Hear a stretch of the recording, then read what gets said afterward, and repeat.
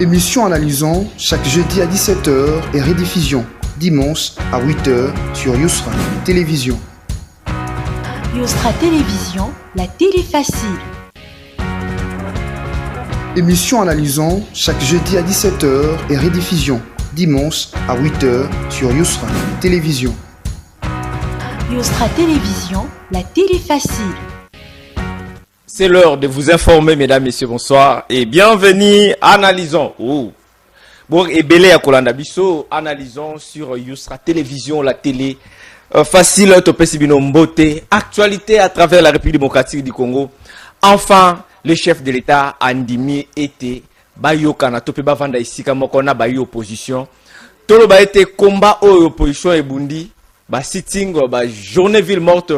Enfin, le pouvoir et Bangui Topé et Bangui ba risque à lobby ndetata mokonzi andimi Topé tolo ba été démarche ya église et keiko aboutir parce que église ezalaki au four et au moulin pour que l'opposition et le pouvoir en place bavanda basola ici kamoko. Est-ce que tolo ba été le lenge o tata mokonzi ikola loba ki na format et dialogue ya lingi ba o nyoso ba simbi mandoki to ba simba kila ba ovana bango ici kamoko te.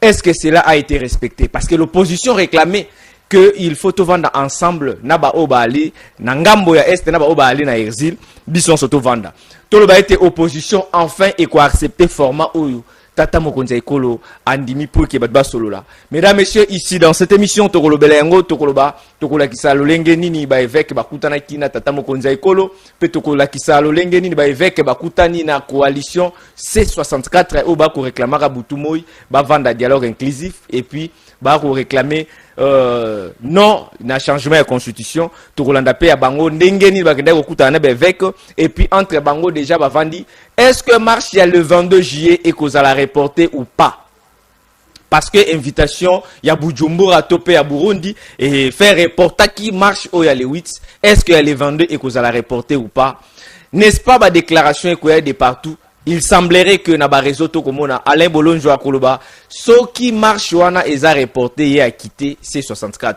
Pourquoi? Est-ce que combat ezalaki kaka bavande sika moko to ezalaki il faut tata mokonza ekola démissionner bazali ko senga. Ici dans cette émission tokolobela yango politique ezongi elengi politique ekozonga elengi et puis tokolobela service national oyo ezalaki bongo charge ba confier ki na tax force oyo ezako diriger pa ya le général Kasongo Kabwik tomoni tout fait tout flamme ba to service national ba ko kombola kasi bana changu tope ba oyo ba za ba victime na yango ba koloba ete pourquoi bato ba ko kombola ba komiti na niveau ya ko simba fimbo ya ko beta est-ce que ba ko beta ba nyama to ba ko beta ba papa mikolo ba mama mikolo obwa ki eloko il faut ba beta yo fimbo est-ce que za mosala o ba confier ki bango tope ba bisa ki bango ba kombola il y a pas d'autre sanction à part ko beta parce que ceux qui mutabwa ki bosoto il faut interpeller il faut qu'on rappeler que non o obwa ki bosoto. Parce que même tous en Congo, il y a des comportements au tous en Congo, surtout que même ailleurs, pour que tous se conformer dans le comportement, ils auront moins de temps. Oui, bah, toi, mais ça, qui n'a moins désordre trop. Mais tant que vous voyez pour que vous changez mentalité, est-ce qu'il faut commencer à couper tôt? Il faut d'abord qu'on sensibiliser Batou. Biso na nzela ba média peut tout sensibiliser ko yebisa Batou ete. Tango ko tambo na nzela, papier mo choix na mo bidon na yo garder yango, OK koluka sika o poubelle izali. Avec le temps Batou va s'habituer. Mais ko beta est-ce que ça mission na bango? Ba ju instruction na wapi. Et puis to komona tata mokonzi ya Kinshasa gouverneur Daniel Bumba ndenge accompagner le chef de l'état mokolo ya lobby na changu pour que ba superviser misala. Ici dans cette émission avec le défenseur de la République, Topesier Mbote et puis bienvenue dans l'émission Analysons les défenseurs. Mbote ndeko Sadami na wei na pesi mbote na ba ndeko nyoso o balandaka biso na émission ya kitoko Analysons na profiter pour na kopesa biso ba bon séjour na autorité morale Chantiningo Bilambaka bisika zali na Paris na pesi biso honorable SK vraiment bisika zali ba mbote belé bazali bato balandaka pe les défenseurs de la République na pesi ba Kongomani nyonso o bazali kolanda biso mokola lelo ba mbote bisika bozali boko ba toujours na kolandaka émission na bino Analysons et longola ndeko na biso Sadami na wei. Voilà, yambo ete tokota déjà na masolo na biso tokotanga bongo un communiqué oyo tozana yango déjà rapidement la Société nationale d'assurance Sonance SA 50 sinistrés indemnisés lors de l'opération jeudi sinistre du 9 juillet 2020 26, fidèle à sa mission de protéger les assurés et honorer ses engagements, à l'Assurance SA a franchi une nouvelle étape dans l'amélioration de la qualité de ses services avec l'organisation de l'opération Jeudi Sinistre dans sa nouvelle salle de paiement à la direction générale. Au total, 50 dossiers de sinistres ont été réglés au profit des assurés, répartis comme suit: 30 dossiers en assurance automobile, 10 dossiers en soins de santé et 10 autres dossiers en assurance vie. Sous l'impulsion du directeur général Maître Clément Désiré Kabongo Moba, cette initiative illustre la volonté de l'Assurance SA d'accélérer les traitements des dossiers et d'offrir un service plus humain, plus efficace, plus proche des attentes de sa clientèle.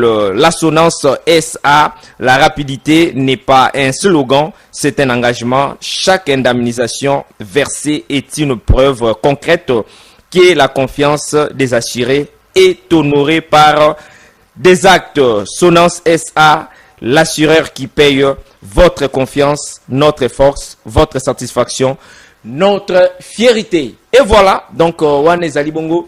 Jeudi sinistre, oye koma bongo bo mesano chaque jeudi Sonance akofuta na ba répartition de touti kotanga automobile, vie, santé, Sonance l'assureur qui paye. Donc faites confiance à Sonance, vous allez décider parce que Maître Clément Désiré Kabongo lobi mbongo ya lina caisse et cause la bino bato boyina ba problème boya chaque jeudi ba dossier kotanga ma se kotanga ma ici dans cette émission bozwaka en exclusivité ba oye ko salima na Sonance biso pe topé si chapeau ba na Maître Clément Désiré Kabongo o azali bongo le directeur général Sonance SA l'assureur qui paye. Voilà, confiance au topé ça, défenseur de la République.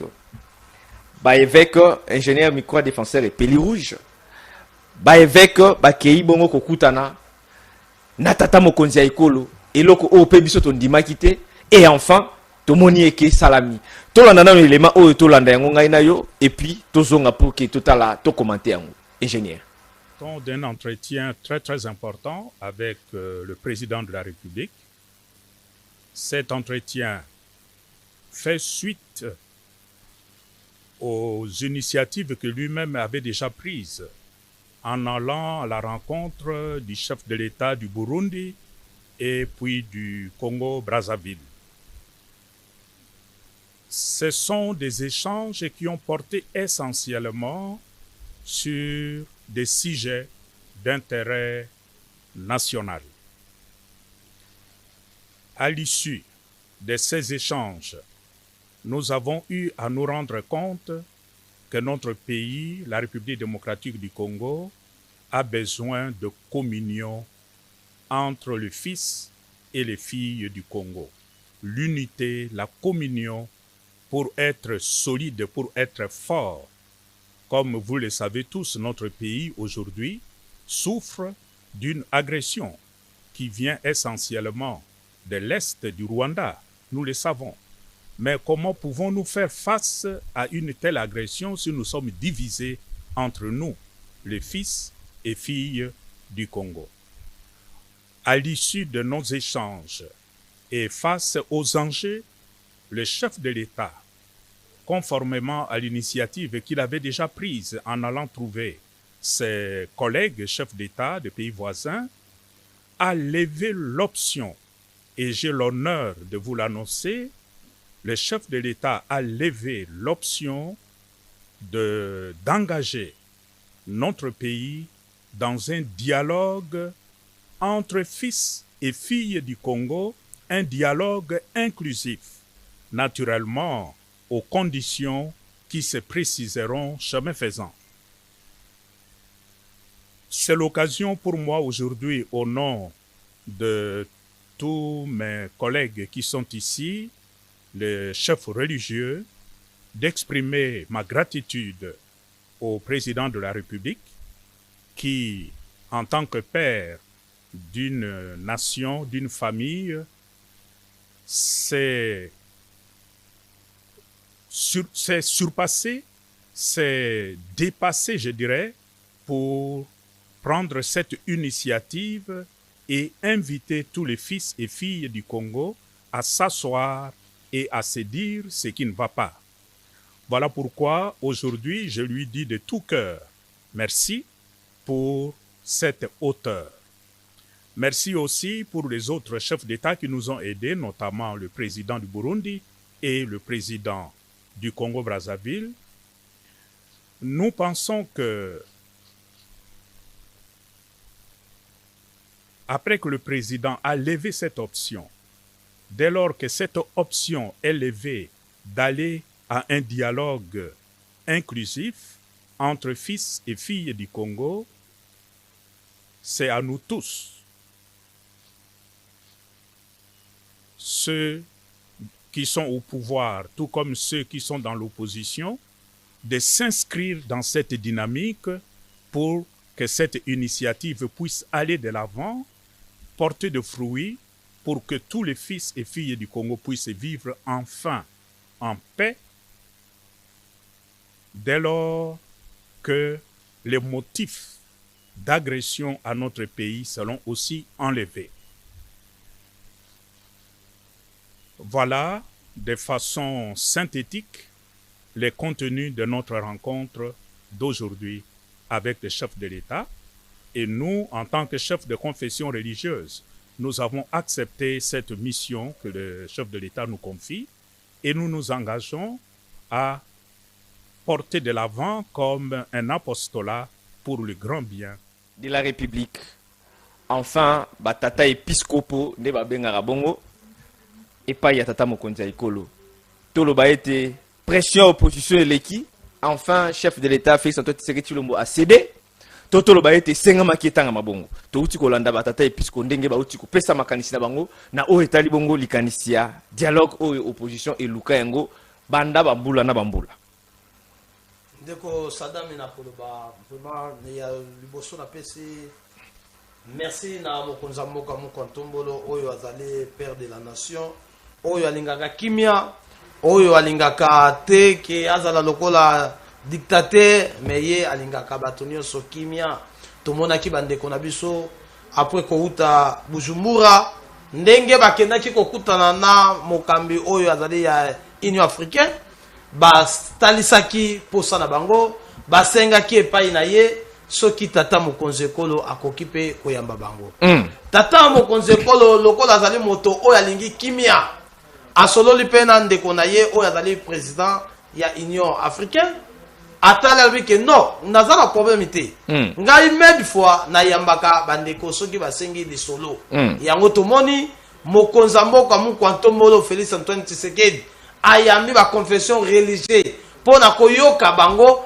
pona kotalisa bango nini oyo bino bolingi bango basengi nzela ya dialogue biso bandaki koloba ke nzela ya dialogue tata mokonzi ekolo azali koboya yango te biso pe toboyi yango te tolobaki ete dialogue ezali na ba condition oyo mokonzi mboka tiaki soki bolingi tokende na dialogue tokokende dialogue na bandeko oyo bazali na makila na maboko na bango te tokokende dialogue na ba oyo bazali sembo ba oyo balingi développement ya mboka na biso moment oyo tozali ba mboka il faut ba comprendre que mboka na biso tozongisa yango na maboko ya bakongomani lelo agression oyo tozali na yango soki biso tokozala kaka toujours na bokabwani mboka na biso kozala kaka toujours na problème parce que tokomona wana bandeko mosusu bakomona ke non biso toko soutenir pouvoir en place te il faut to soutenir bandeko oyo bazali ya ba rebelle yango tata mokonzi ekolo abi ke bon lokolo bobi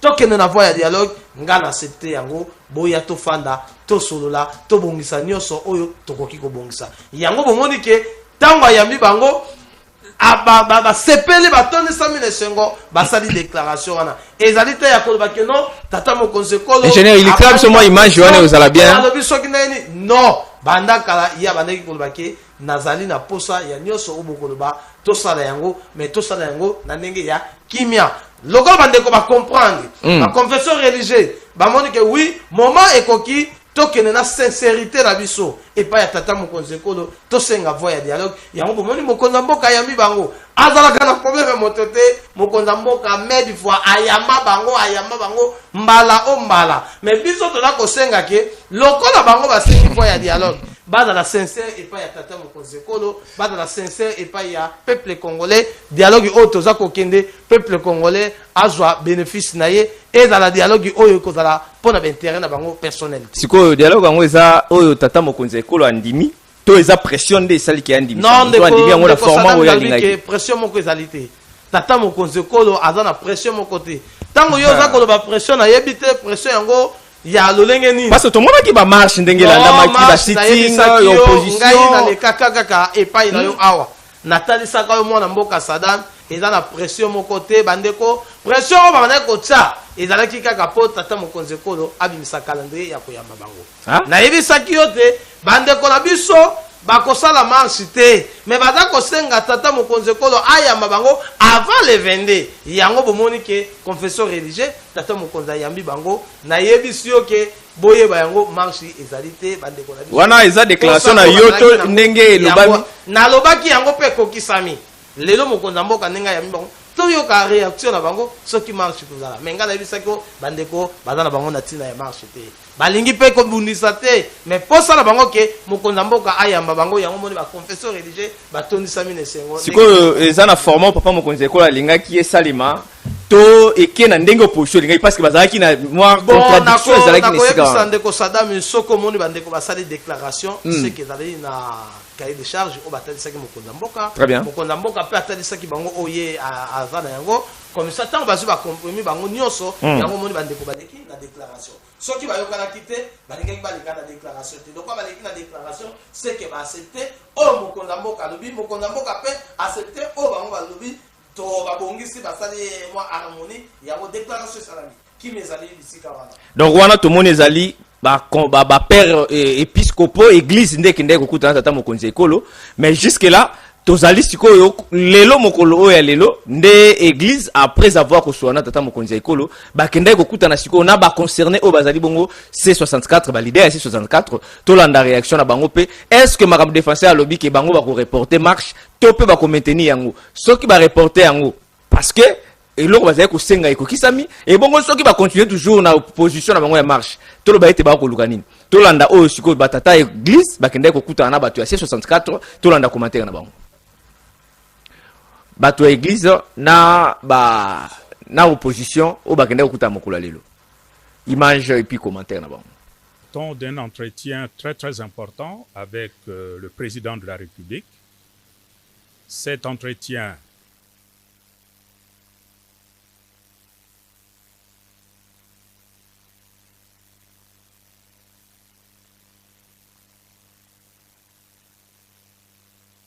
Bon, disons, c'est une rencontre qui fait suite à ce que vous avez tous suivi hier, donc l'annonce officielle du processus de dialogue national inclusif qui rentre dans toute la dynamique qui a commencé depuis Bujumbura et Congo-Brazzaville. Je crois que le cardinal l'a si bien présenté.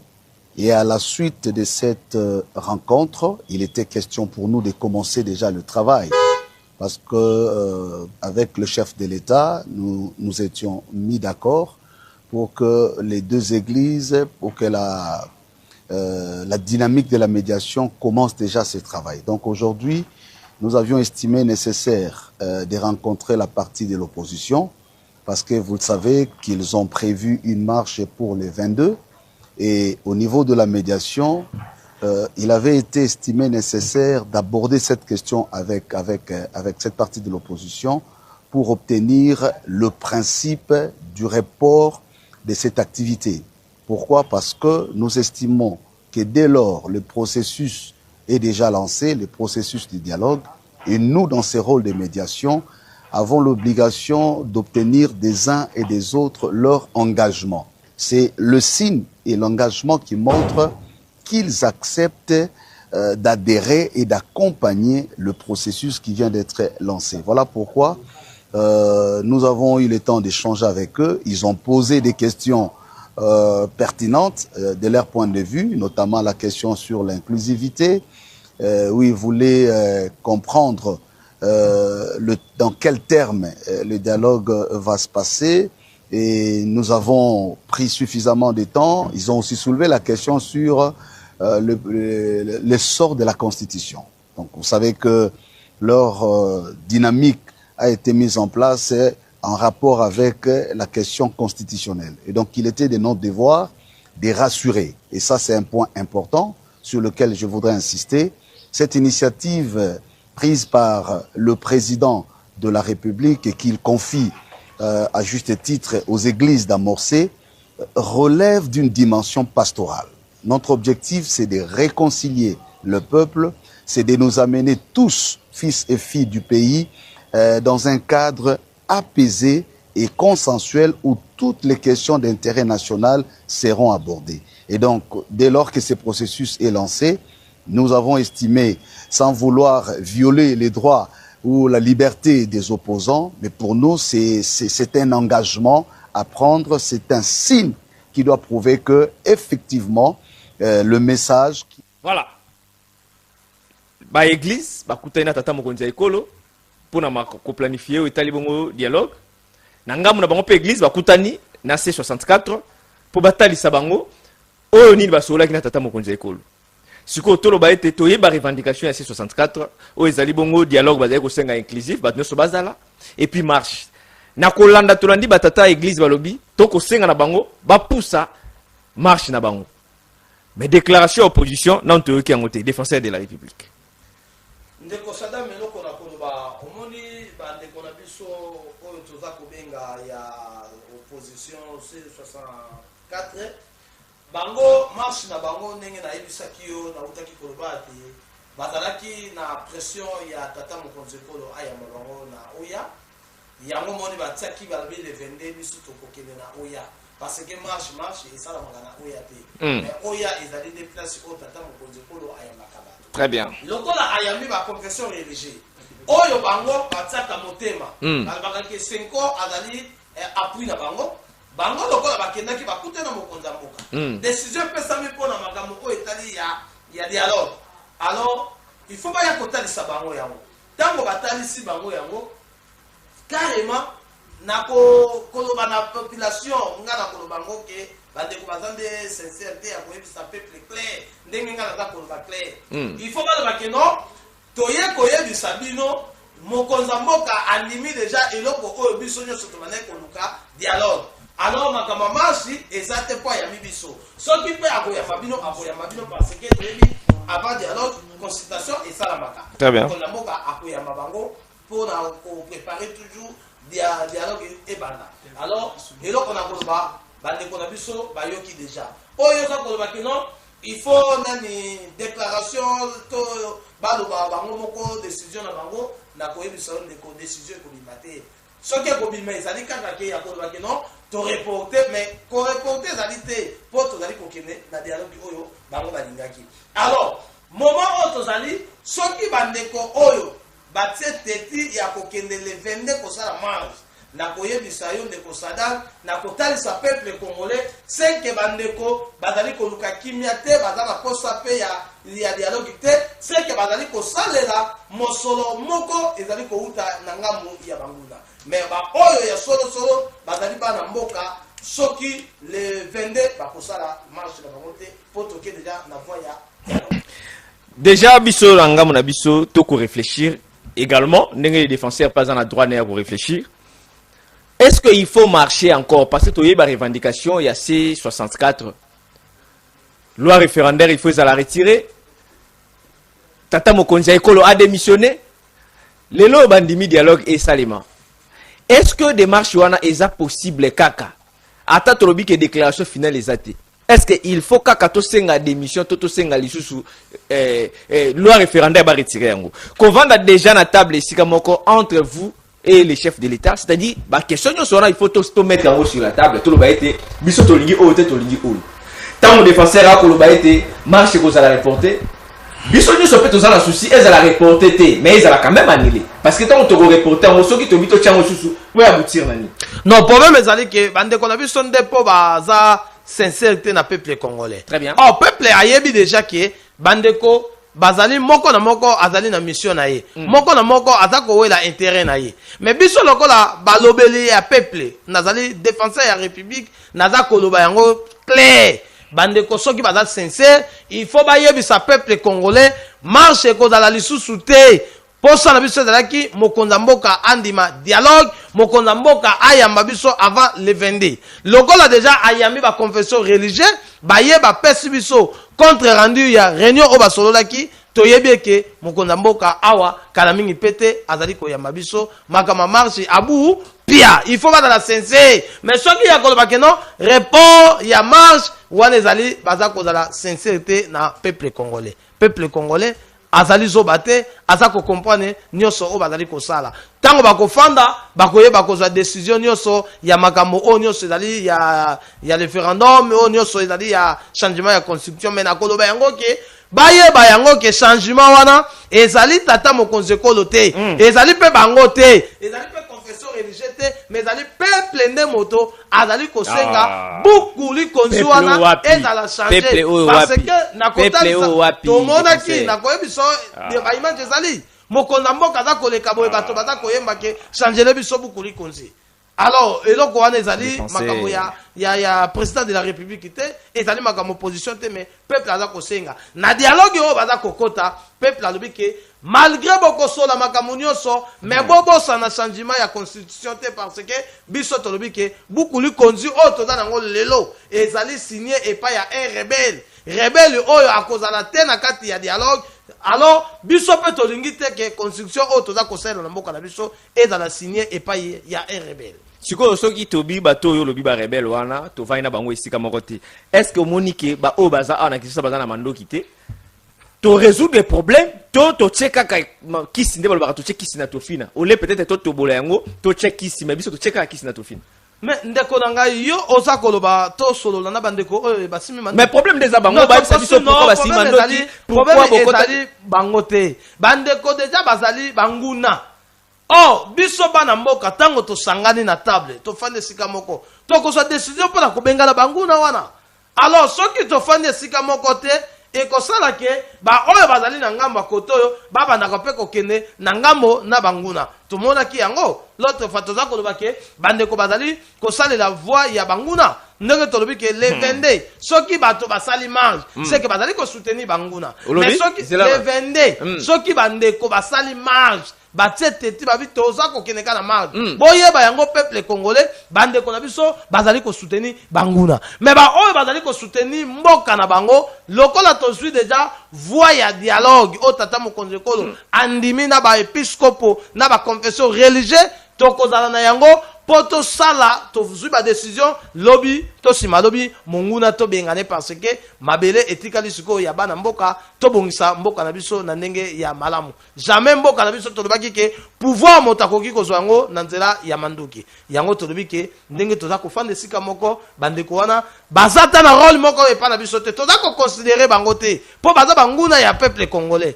alors bakokota na dialogue lolo siko to lobaki ndenge dialogue ezo salama nde ba fande sika moko Tobo sana biso élection en 2028 tobo sana yango parce que ton limité que ko vendre sika moko nde e ko sala ke dialogue sala en 2028 non wana to koki ko kende na lombango na wana te po te makamde zo kende ndenge to zomona pandi ndenge zo kende dialogue ndenge baza kokota na dialogue bakozo ba décision bango mo bakoyeba de élection sala en 2028 soki bakomona ke non il faut to préparer élection ya malamu na mboka na biso parce que biso toza koloba neti peuple congolais aza kosenga ke avant que maponami ezala na mboka oyo il faut nanu buku likonzi échangeami alors tango toza kokende na dialogue bakobongisa ke moment nini o to kokende na référendum po to changer constitution ya mboka na biso soki to changer yango babandi ko luka sikoyo mosolo oyo to ko préparer to kokende nango maponami wana bango nde bakoyeba ba limite o bakozwa mais bobo sana yango te ke moment o to za kokende dialogue ezalaki plein mandat ya tata mokonzi ekolo mais lokola to za kosangana biso nyonso bandeko nyonso pe bayeba yango ke mandat ezali lisusu te to za kokota na makambo mosusu Mandat c'est juste. Mais naza koloba yango mandat ya tata mokonzi kolo balobi il faut esila na 2028. Mais lokola balobi te eza bongo faut na 2028. Mais lokola toza kokota na dialogue pona kobongisa tozongisa mboka na harmonie. Makamunyo sozonga na harmonie. C'est-à-dire makamunyo se photo chango elongwe to chango apa. To kesiko na wana réflexion nini défenseur. To solo la ndeko nangai. Est-ce mandat ya moto akoki kosanga suna bandeko ya opposition? Mais ce qui te sangane, c'est que tu as kobongisa nemboka. Tu as kobongisa makambo nyonso ndenge tolobi ke beaucoup li konzi tu as ko ranger yango constitution ce qui te changer yango. Alors, to kozwa ba délai oyo ya kosala siko to kota na mandat oyo mboka za ko kotma ya sika. Donc on attend to kota na mandat c'est que na ba yi opposition ya C64 bo koti na na mandat. Mais tu as ko travailler, tu as bongisa mboka ensemble na ba confession religieuse na ba opposant ba biso nyonso. Tu as ko bongisa yango, tango to ko bongisa. Après to kesiko na maponami. Bango baza poste ya kosolola toloba na vérité mais bo continuer mandat na bino bo silisa yango ndeko mandat za lisusu te toza lisusu na mandat te yeba yango ndeko toza na mandat te toza kosolola yo zo mandat mais na katikati ya mandat soki eza bongo seke dialogue il faut tokende nango na 2028 mandat sili mais lokola toza kokende nango na 2026 awa c'est que mandat za lisusu te toza kosanga na dialogue qui décide na dialogue na azo décider pour na dialogue on na azo décider aza na mot à dire na dialogue ndeko na ngai to sala bato tango bandeko na biso ba confesseur religieux po bazwa initiative to bazwa décision ya dialogue bakendaki kokutana naye bakutana chef de l'état c'est-à-dire dialogue eza toujours chef de l'état zali wana attaque gara yo koloba nani lisusu bakobongisa nde bayebi ke non na moment on est toza boye tokotya peut-être oyo akozala cordon oyo akozala boye oyo akozala boye mais chef de l'état za wana aza kochapeauter na nyonso oyo ekoleka na kati ya dialogue. Voilà, mesdames, messieurs, qui vivra verra. Donc toi li awa na République démocratique du Congo pour que tout le monde a makambo ekoleka déjà dialogue et s'annoncer tokozela juste l'ordonnance portant convocation à dialogue yango format na yango ndenge ko salema déjà soki ebimi to ebani ne ko suka na suka na yango parce to yebi et bandeli ya dialogue ndenge zalaka na suka na yango pe to yebi est-ce que c'est important il faut to kindaka na ba dialogue na balolenge ya boule n'est-ce pas makambo oyo koleka na mboka il faut to solo yango il faut to kabola kaka poste parce que zalaka bongo au moins peut-être makambo ngo échanger soit dialogue ou échanger na format tata mokonzi ko la zaye ko linga ko sali la makambo défenseur de la République toza déjà na constitution autokolba ete eza dialogue na biso déjà toyokana mobeko lui konzi lobi 5 ans au silisi au bandeli moko après okei eza déjà dialogue toyokani ngolba toyokani mais pourquoi to respecter te o ekomami na kati ya mobeko lui konzi ya kolba ete 5 ans mandat sili mais comme ici to solo là mandat ezala équité opposition ekota na pouvoir toko kende wapi et donc oyo naza koloba ezali par rapport ya mboka na biso ndenge tokutaki yango. Très bien. Mboka na biso ezalaki dirigé na ba étranger, ezalaki dirigé vraiment na bato oyo ya malamu te. Très bien. Alors tata mokonzi kolo tango akoti ba difficulté wana.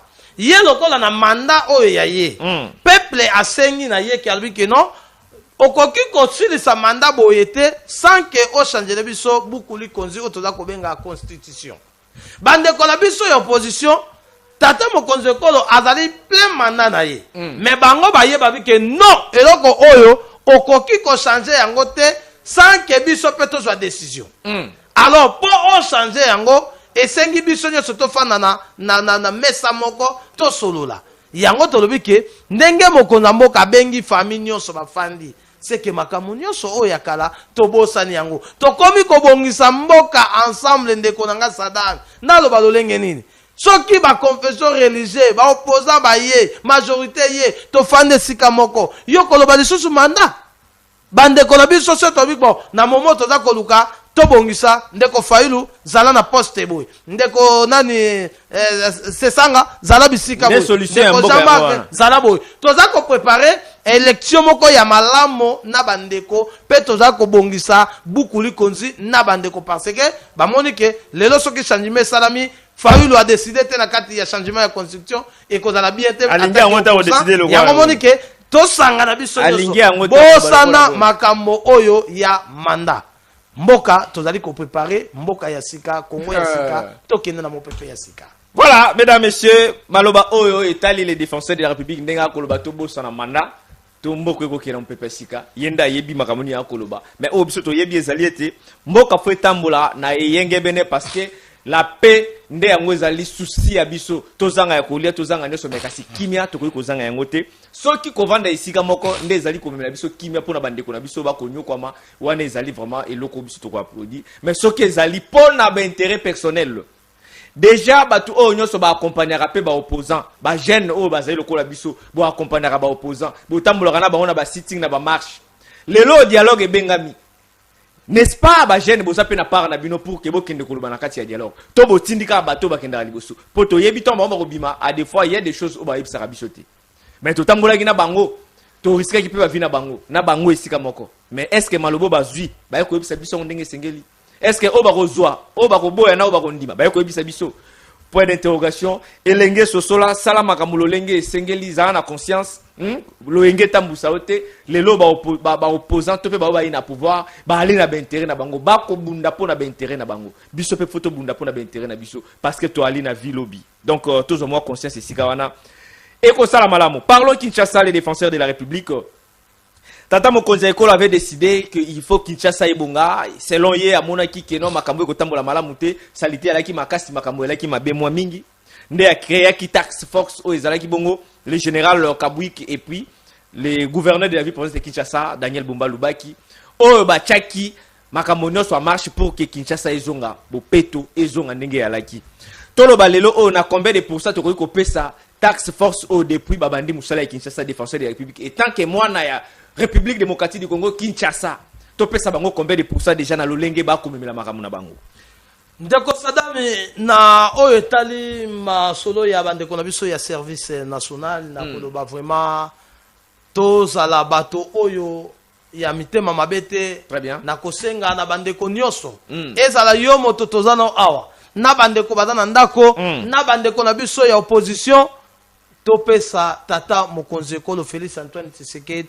merci Longonia félicitations très bien oyo azwi bana na biso bazalaki babandaki kobenga bango bavoyou bakuluna bazangaki utile bango lelo mokonzi mboka azwi bango atindi bango na maboko ya formateur bake baforme bango balongoli bango bosoto nyonso bazalaki na yango lelo bana na biso wana oyo tobandaki kobenga bakuluna bakomi utile na société lelo bango baye bakomi kobongisa ville ya Kinshasa bakomi kobongisa Congo biso tolobi Longonia na tata Mokonzi Ekolo Félix Antoine Tshisekedi baparent oyo bamonaki ke bana na bango babandaki konyokola bango oyo bayebaki ke bana na bango bakokufa lelo bana na bango bakomi utile bakomi kobongisa ville en tout cas eloko oyo tolobi merci na mokonzi mboka tomoni bandeko na biso mosala bazali kosala ezali mosala kitoko tata Mokonzi Ekolo alobaki ke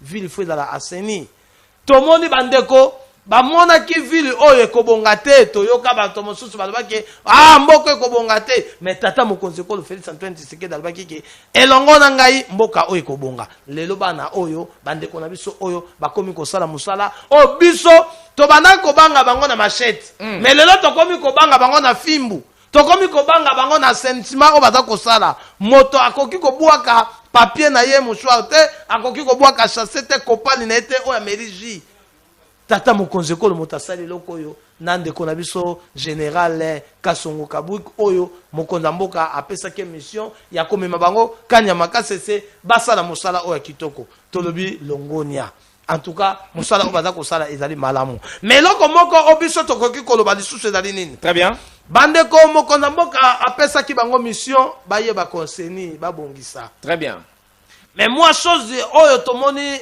ya moi pasi ezali ke bandeko na biso ndire balingi babunga mission na bango très bien toyebi te mission oyo balingaki bakota na yango nani oyo apesi bango mission wana parce que mokonzi mboka alobaki ete basala nde assainissement kisasa ekoma kitoko mais tomoni bandeko baye na systeme ya fimbo kozwa mama ya mokolo kozwa ndeko ya mokolo kobeta ye fimbu tozonga na epoke oyo ya flama ya babelge ezali malamu te très bien tokosenga na bandeko na biso basala mosala na bango soki moto akometre infraction na ye bozwa kombo wana to bozwa pau bopesa ye asala mosala soki azalaki na ngonga na ye peut-être ya kokoma na mosala na ye 11h mais asali mbeba wana na 8h bokoki ko pénaliser de 8h 11h aza kosala mosala wana mbala sima akozongela yango te mais ya ko torturer moto kozwa fimbu kobeta moto ezali mission ya malamu te po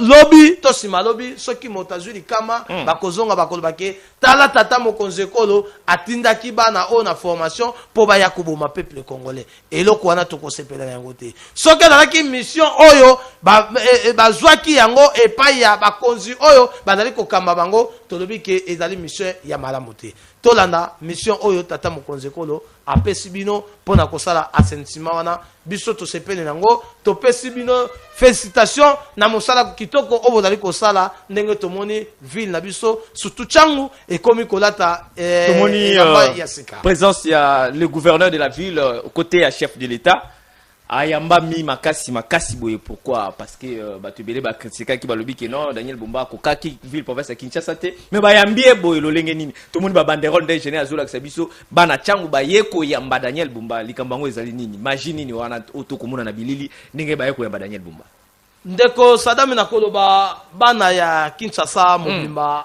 bayambi gouverneur Daniel Bumba Lubaki parce que balingaka ye azali gouverneur oyo bana Kinshasa bapesa ki loboko o basepela ki ke azana nebonga wana soki lelo toza komona tata mokonzi ekolo apesi mission oyo epai ya ndeko na biso général Kabouik ezali par rapport ya message oyo gouverneur Daniel Bumba ayaki nango alobi ke Kinshasa eza kobonga lelo tomoni Kinshasa eza kobonga eza slogan oyo ye ayaki na yango lelo bana Kinshasa babi oh mais gouverneur alobaki Kinshasa eza kobonga mais tomoni pe Kinshasa eza kobonga yango moni ba sepeli ba félicité ye na miso tata mokonzi ekolo pona kolakisa ke gouverneur azalaki na mission ya malamu po la ville ya Kinshasa alobaki ke Kinshasa kobonga lelo tomoni Kinshasa eza kobonga tata mokonzi ekolo na appui oya pesi ye général Kabuku azala wana toujours appuyé na Kinshasa eza kobonga lelo omoni Kinshasa eza kobonga yango bana Kinshasa batondisa mine sengo ya kolakisa bolingo na bango epai ya gouverneur na bango Daniel Bumba Lubaki oyo bazangaki koyemba te kolakisa moto na mboka gouverneur o biso tolingi oyo aye pona kobongisa Kinshasa ezali Daniel Bumba Lubaki yango tata mokonzi ekolo il faut amona démonstration bandeko oyo bazala yango ezali teke moto est-ce que bapesa bango kanyaka te to mona ba banderole belebo bakopesa bango kanyaka na ndenge nini d'abord message wana ekomaki na Ernin message ekomi on sait bato mosusu bayebaki te sikoyo yebisanga ke bakeye kopesa moto mbongo na 11h po aya na 14h po akoma place wana ezali lokuta ezali kaka bolingo oyo bandeko baza nango pona gouverneur na bango Daniel Bumba na mosala kitoko oyo azali kosala yango basepelaki na ye bayembi na miso tata mokonzi ekolo babike vraiment gouverneur oyo biso toponaki oyo boponelaki biso na slogan ya baki Kinshasa ezobonga tomoni pe mais babundisi le gouverneur mingi vraiment na Kinshasa oyo gouverneur était combattu mais tomoni batu balingi etala komona babandero non bato o bazali kobundisa ezali ki motema mabe o ngana koloba eza motema mabe parce que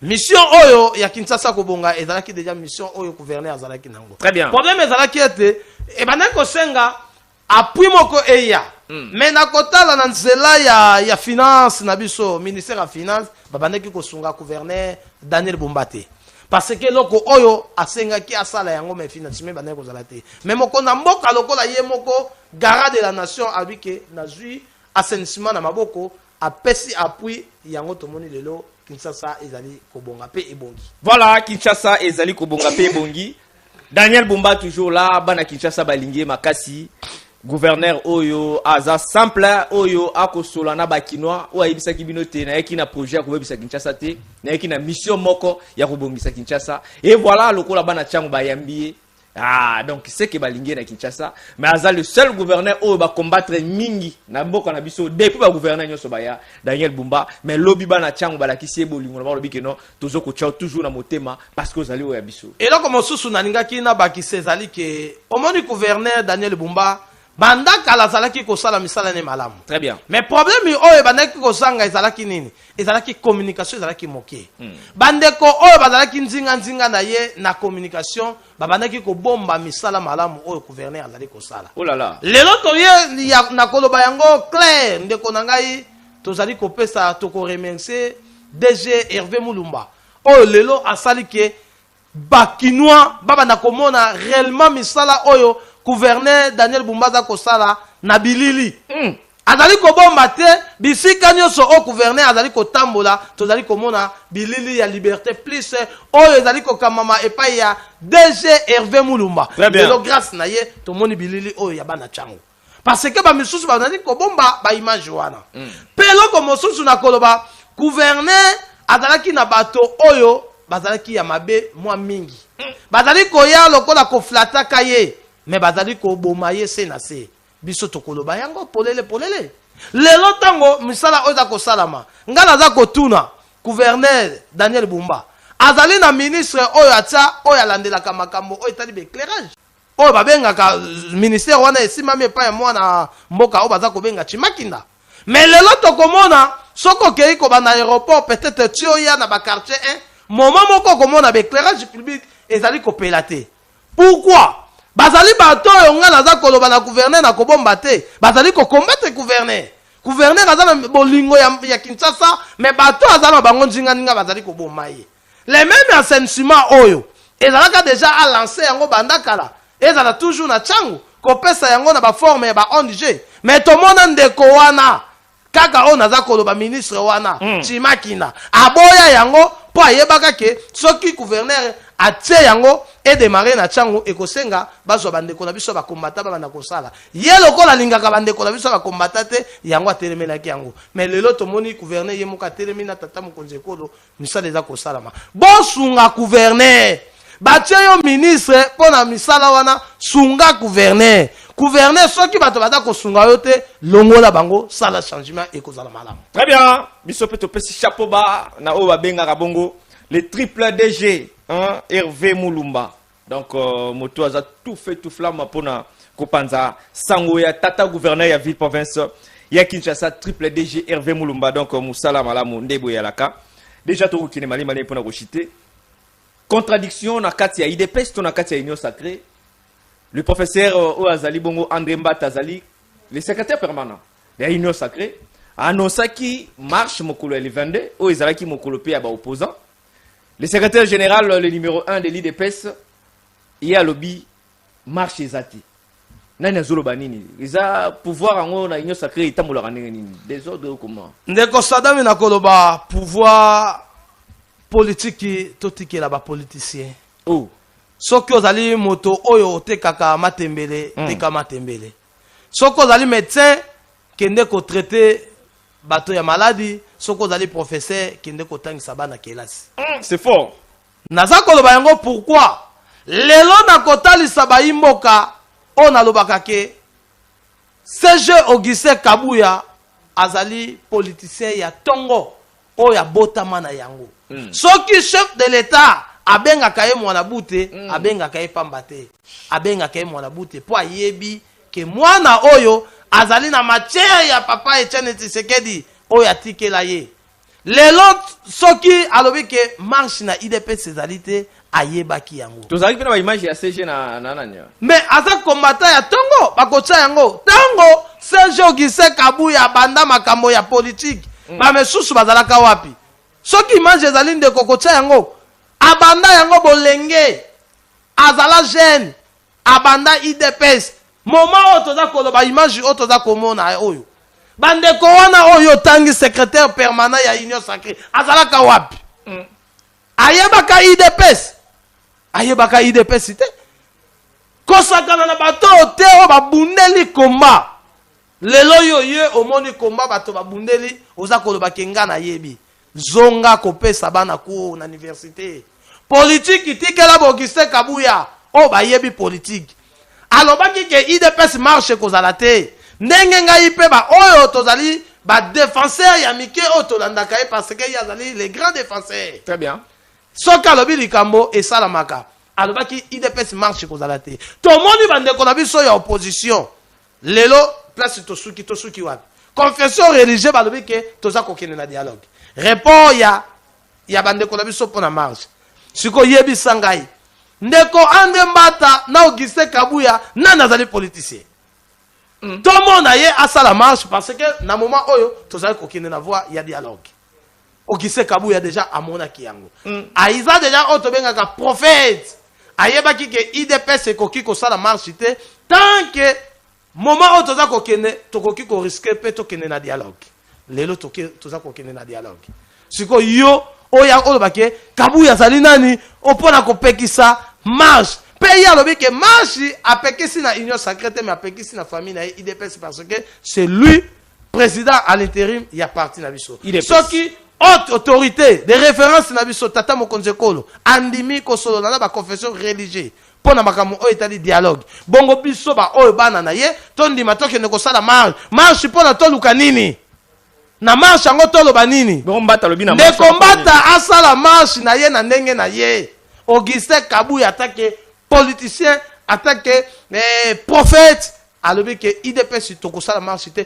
pe totosi yango tozala marche te toza kokende na voie ya dialogue na yebisa ko bandeko opposition bazalaki kozela tata mokonzi ekolo ayamba bango avant le 22 awa déjà aza koyamba bango ndeko mbata akosilisa oyo ye moko alukaki akosilisa oyo ye alukaki asala marche na bandeko na ye ya union sacrée mais IDPS tokolanda toujours maloba oyo ya secrétaire général na biso Ogise Kabuya. Déjà dialogue est annoncé, marche pe bolba ki ezate, maintenant appel au secrétaire général à Bengi ba combattant ba tono sobaya alingi so loba nini. Alinga révéler sur nini. Non, appel na kosenga na bandeko na biso nyoso ya opolo na profiter pour na koloba yango kutu mokolo ya lobby déjà dimanche ya lobby to benga mi biso nyoso na permanence na biso à partir ya 14h. Wana ezali appel le secrétaire général Ogise Kabuya asali na ba presse nyoso asali na ba combattant nyoso bino ba panzi sango bozala wana azali na maloba oya koloba otolobaka ke matinée ya kafu moto oyo moto a renouvelé ki C4 oya lobaki ke coalition ya ba peuple congolais lelo to moni C4 yango ememi biso na dialogue mais C4 moteza ko mememi biso na dialogue C4 dali ya bana mboka on a comprendre que C64 Koufi bango nyoso baye toza kokota na C4 bandira na nolo wana nalobi on a comprendre que C64 Koufi bango nyoso baye na C4 oyo Ogise Kabuya alobaki ke ezali coalition ya ba congolais C64 oui et ça ni eza mais Koufi déjà biso nyoso tokoti na C4 Ogise Kabuya azali prophète alobaki ke toko kende biso nyonso ba kongomani tokozwa décision lelo dialogue yango toza kokene na C4 C64 ekoti na C4 mais na yebisio balongoli siswa ne longwe bango nyonso baye na 4 na yebisio masekite olingi nini bandeko baboyi siswa koti na C4 aye na C4 parce que toza kokene dialogue Ogise Kabuya alobaki ba congolais bakofanda bango nyonso esika moko yango wana C4 C64 ezalaki mpona bapaya lelo bango baboyi bapaya babi tofanda na tata mokonzi ekolo yango toza koloba Ogise Kabuya azali prophète oyo alobaka makambo mpe esalamaka abengisi bana IDPS nyonso tokutana mokolo alobi azali na maloba oyo akoloba na biso po ye abombaka te alobaka maloba ya solo mpe maloba ye ezalaka maloba ya nzela tokutana mokolo alobi biso nyonso na kati ya permanence na biso bakombata nyonso. Très bien. Les défenseurs à lobby C64 balongoli 6 et 4 bakoti na C4 wana maloba na yi na lobby kaka ya lobby bakoti na C mais C4 nde yango ya ba congolais donc bande ko bandimi baza ba congolais to sangana to défenseurs de la République au marché de la liberté. Qu'est-ce qui se passe maintenant dans le marché de la liberté? Chaque fois ils ont marché de la liberté yango ba minerai bi marakuna to likamonini ba koela nini nini lisusu na marché de la liberté na yebite par rapport ya malobani ni oyo otuningai po na yebi bandeko mokolo ya lobi ndenge misala ezali ko salama to monaka gouverneur de la ville na ministre oyo ya ITP ndenge balongolaka bato na parking. Très bien. Balobaka ke parking il faut tika la parking lelo to moni kermesse oyo ke za ba kermesse nyonso eza ko salama ya Kinshasa eza ko bonga mais bandeko oyo bayaki batiaki bamesa na bango mpona koteka nani oyo atiaki bango bamesa oyo wapi mais na kati ya parking balongolaka bango très bien ntango balongoli bango c'est-à-dire bakoki kozonga te bato bazonga na parking oh ndeko nanga mais lobi batumbaki bamesa ya banani n'est-ce pas, il y a commerçant. Mais parce que bengana ka bango déjà, mais bazongi na mécanisme nini exactement. Mais yango naza koloba ke biso toza koloba. Oh là là. Madame administratrice Pamela. Biso toloba ka ete marché à liberté ezana ba vodou. Ba vodou wana bango bazalaka na mission nini. Soki administrateur moko aye ba komema ye akoma lokola bango. Oh. Tango gouverneur oyo azali mokambi ya ville ya Kinshasa balongoli bato bato wana bazongaki lolenge nini tala lelo touche oyo basimbisi yo soki naza koloba yango atake défenseur ya république basimbisi yo touche ya kozongisa bato wana na parking ya kozwa mosolo na bango po bazonga bisika wana lelo balongoli bango le meme bato wana babandi kofinga yo. Mais bato bapesa ki o makanisi ya kotia bato na parking baza kofinga mate. Soki biso ba communicateur toye pa ina yo toza koyebisaka yo ke communicateur nyonso soki aleke pa na yo ezate po azwa mosolo. Très bien. Akoki koya pona kopesa yo mayele. Peut-être ayebi ndako wana akoleka yo ye kokota. Akoyebiso ke marché liberté il faut faire attention. Ngala lobaka yango okoti topesio bonne chance. Mais yeba na kata marché na ba vodou bazali. Ba vodou o balungaka kosimisa bato touche. Kaka bango bato basimisaka mama Fatou touche. Kaka bango bato basimisaka KPP, kaka bango bato basimisaka Pelé, kaka bango bato basimisaka Didier. Lelo basimisio touche. Tango bato bata kofinga bango te, bata kofinga. Bato finga sérieusement? Oui, toza bato balobi. Balobi ke soki lelo tolongwe ezali madame Pamela Moto asali ke tolongwa. Oh, yebite. Pourquoi place wana botika ki yango vide te?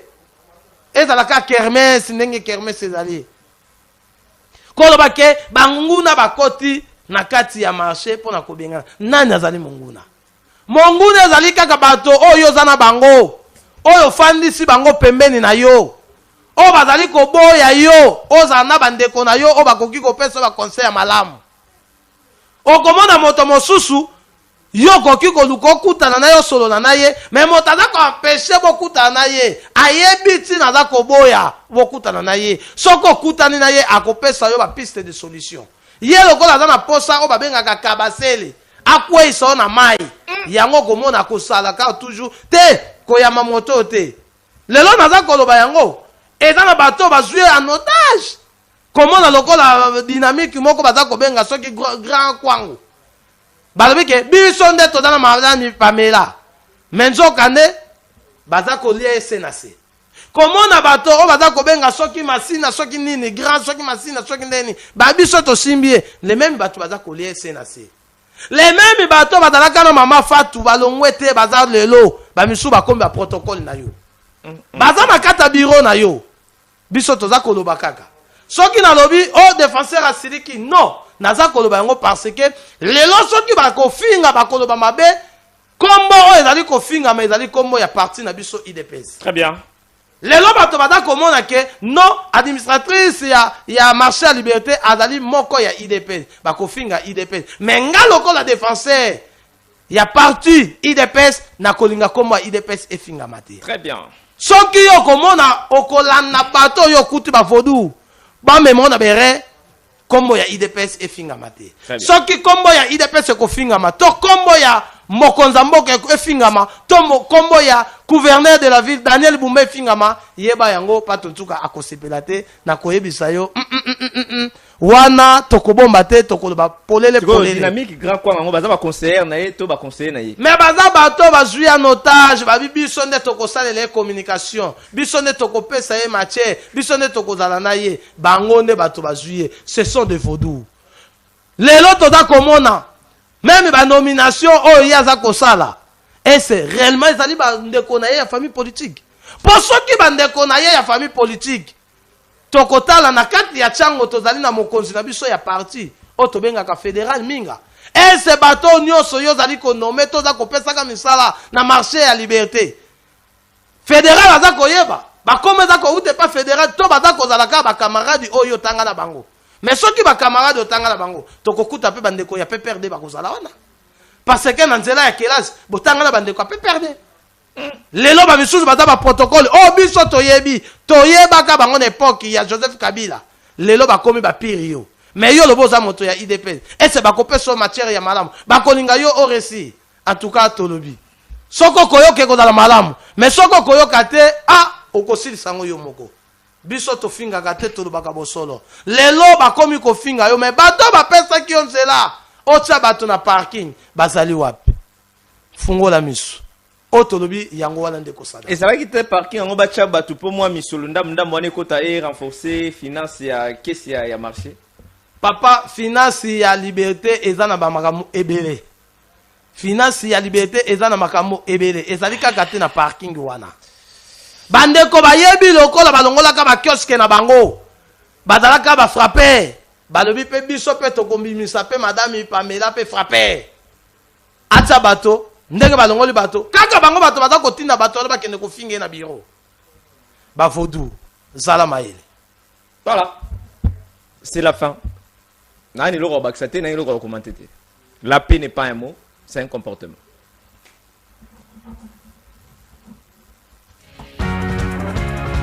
Émission Analysons chaque jeudi à 17h et rediffusion dimanche à 8h sur Yousra Télévision. Yousra Télévision, la télé facile.